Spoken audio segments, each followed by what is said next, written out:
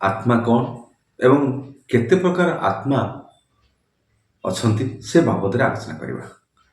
जे आत्मा कौन ना आत्मा होची परमात्मा एक विभूत रूप शक्ति जो आत्मशक्ति बल रे ए समाज रे समस्त मनुष्य माने ही चलप्रचल करिथांती।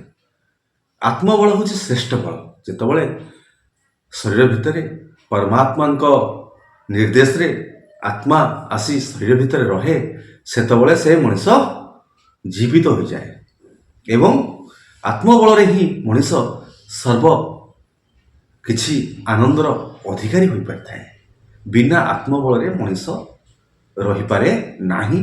जो शरीर रे आत्मा पशि थाए ताहा सजीव होता है, जितेबाला आत्मा चली जाए ताहा निर्जीव हो जाए जहाँकि से शरीर मूल्यहीन।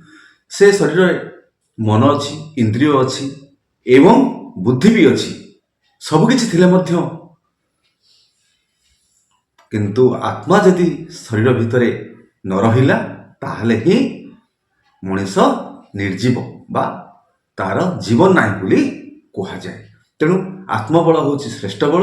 धन बल लोकबल ए संसार समस्त बल ठारू प्रत्येक मनुष्यर आत्मबल हूँ श्रेष्ठ बल।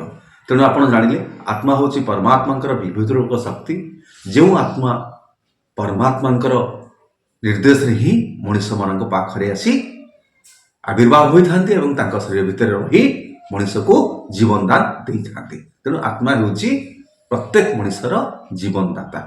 आत्मार सृष्टिकर्ता किए ना परमात्मा होउचंती आत्मार सृष्टिकर्ता। तेणु आपण जानिले आत्मार सृष्टिकर्ता होउचंती स्वयं परमात्मा। मु परमात्मा को विषय रे कहिछि परमात्मा होउचंती सच्चिद आनंद।